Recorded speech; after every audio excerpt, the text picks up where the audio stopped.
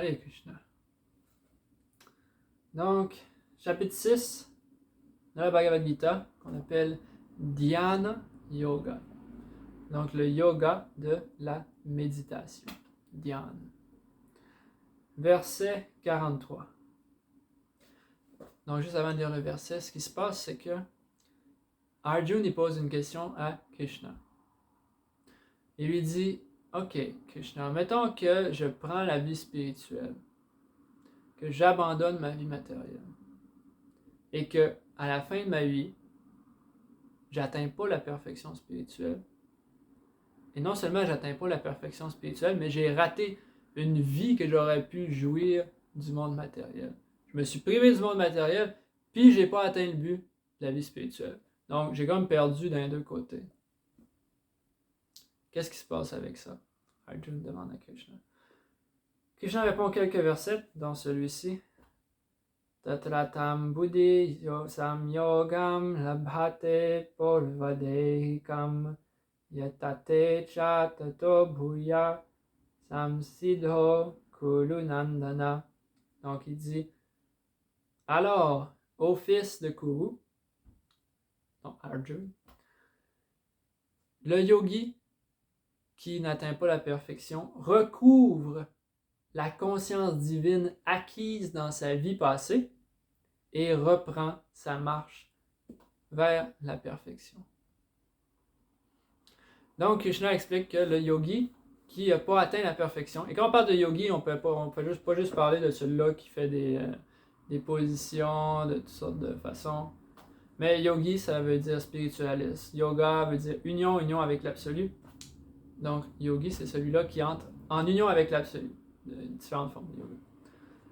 Donc, celui-là qui n'atteint pas la perfection, il recouvre sa conscience divine. Donc, son avancement spirituel passé reste avec lui. C'est sûr que quand il est jeune, peut-être bien que d'une façon ou d'une autre, il ne sera peut-être pas nécessairement engagé dans les activités super spirituelles, mais parfois oui, mais parfois non aussi. Parfois, c'est qu'à un certain moment dans sa vie, que ce soit dans sa jeunesse, un peu plus tard, il va avoir une série d'événements qui vont faire qu'il va se rappeler, en fait, de sa connaissance spirituelle acquise dans le passé.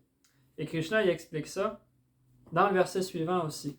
Purvabhyasena tenaiva riyate yavashopisa jigyasyurapi yogasya shabda brahmati vartate. Il dit en vertu,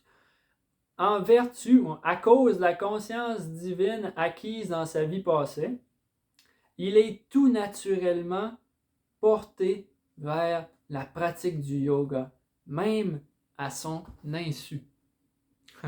Donc, ça dit que la personne qui a fait l'avancement spirituel dans le passé, arrive à un certain moment qu'elle devient naturellement attirée par la vie spirituelle. Donc, il n'y a pas vraiment de stress à avoir, comme Arjuna avait ce stress-là. J'ai raté ma vie matérielle, puis j'ai pas atteint la perfection spirituelle. Au bout du compte, on rate tous notre vie matérielle.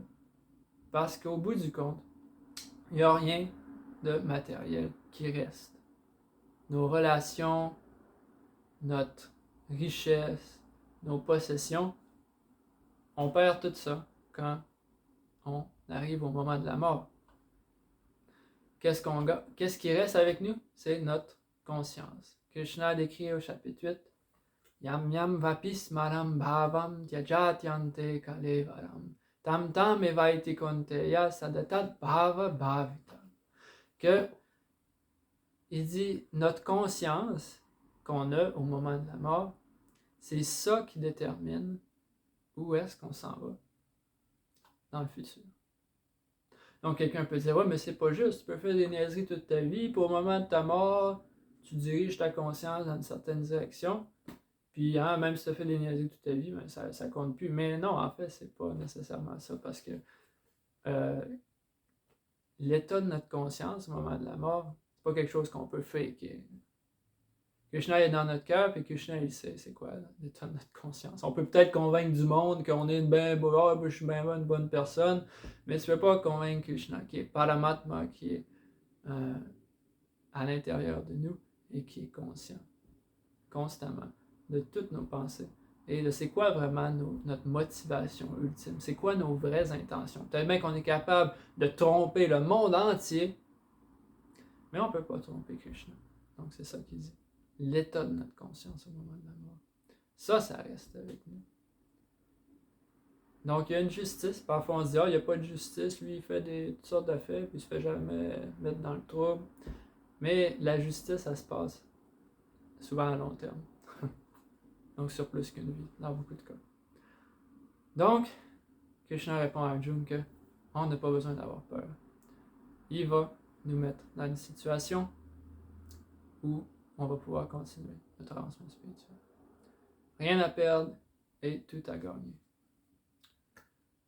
Hare Krishna.